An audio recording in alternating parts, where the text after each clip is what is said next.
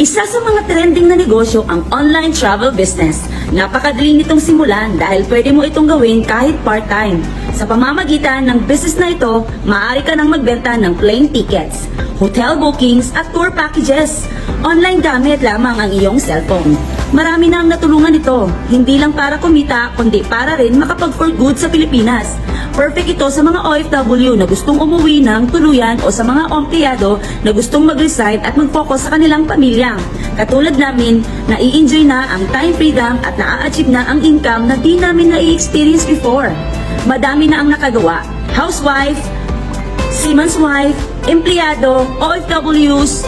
Kung nagawa namin, kaya mo din ito. Ang kagandahan pa, hindi mo na kailangan ng malaking kapital para magsimula.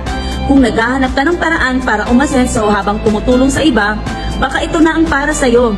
Click the button below, attend our free webinar, and become a travelpreneur.